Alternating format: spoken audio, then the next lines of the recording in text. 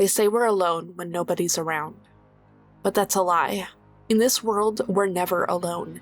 Every inch of your mundane life has been observed and remembered by something that never once looked away. Thank you to my Patreons for supporting this video. I've always been a world builder. Some of my earliest memories are of me sitting out in my sandbox, creating runes for fairies to live in. But while other kids might have been pretending to be a fairy, I was a watcher, an onlooker of their world. I made them tools, homes, structures, even food, but I was never a character. This way of play, becoming the silent storyteller of the worlds, continued throughout my childhood. From the Friends' obsession with warrior cats, to Digimon, to Kangaroo World, and deep into comic creation. I was always the DM. Hell, I even created a rules-light TTRPG around the show Cardcaptors long before I even knew what a TTRPG was. Way back when forums were the main thing on the internet. Although I hate being watched, I love to be a watcher. This is something I want to add in my world. A watcher, not a self-insert, but something that carved the path of the world, silently. The obvious thing to add here was just a god, but I had already added gods to my D&D game, and they were far from watchers. They were citizens, people who formed civilization, that raised the world up and created Encombe. In my campaign, the gods are no longer around, and they have vanished, and their entire campaign is about finding what happened and the choices my players will make facing the truth, because we had established for an entire previous campaign that the gods aren't real within the same world. I needed the gods to feel tangible, personable, like they were a part of this world more than a watcher would have been. The players had to slowly believe in them, and form their own opinions about them. So I decided to create the entity that predates the gods. While the gods are order, structure, stability, the entity would be chaos. Much like nature on our own planet, it sits in a gray moral state. Not evil, not good, just something churning, changing, evolving the fireplane and watching as it moves its toys about the sandbox.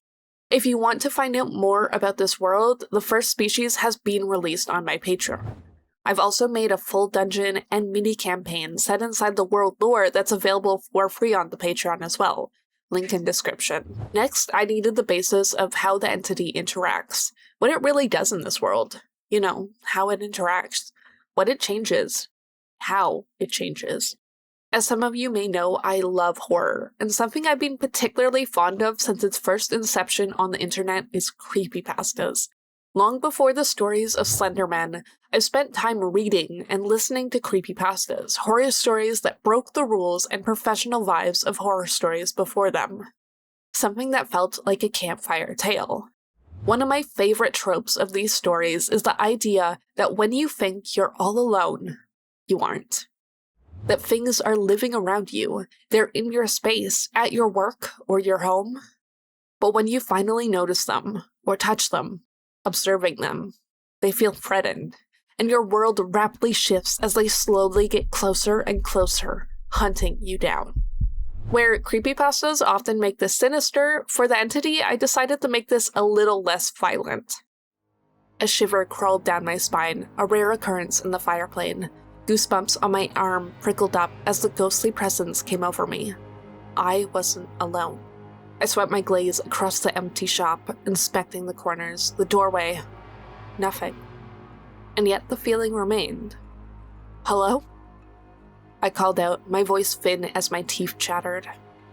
For only instants, in the shadows of the shop, I spotted orange eyes watching me. But before my gaze rested on them, they were gone. I stood frozen, listening. Yet I heard nothing but silence. Heard with that feeling that I was being watched. The days that followed passed as I watched over the shop, but that sensation never left me. It sat on the edge of every thought. Am I truly alone? Then crows started to appear. At first only one, perched on top of a fence post watching me. Soon there were two, then four, then dozens. Wherever I went, they were there. Lining roofs, sitting on awnings, gathering around my market street. their free orange eyes following my every step, watching. Finally, I broke. In the middle of the market, I charged at the crows, screaming like a madman, throwing rocks at them and chasing the birds from their perches. As a storm of black wings shot into the sky as the flock scattered, and relief washed over me. But the feeling wasn't gone. And then I saw it. One crow remained, motionless, watching. Its free eyes burned into me, and I stared back. And then I finally heard it. The voice. Ancient, yet soothing. The voice calls out to people, to those who open their eyes to it, those who notice things they never should have noticed. In its soothing manipulation, it pushes you towards chaos, towards the choices that you never would have made, to mix up the way the world is being shaped. But for some, it offers something more, a chance at a new life, something different than what you have now. Defy death, shed what you were, begin again. Be reborn as an Alara, a species within my world setting, a soul pushed deep within the ocean of fire to where the magic is strong. It burns away your memories and everything that made you you. But with it, an explosive force of raw molten magic and metal forms your new body, leaving veins and metallic sheen across your flesh, often leaving coral or frost-like bursts from your skin.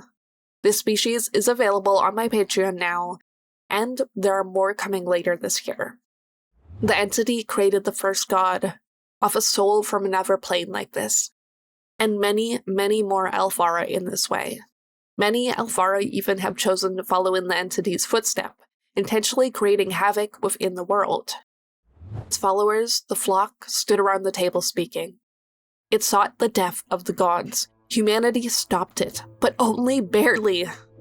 They chained the gods to their realms along with the God Eater, and no one will know how it ends.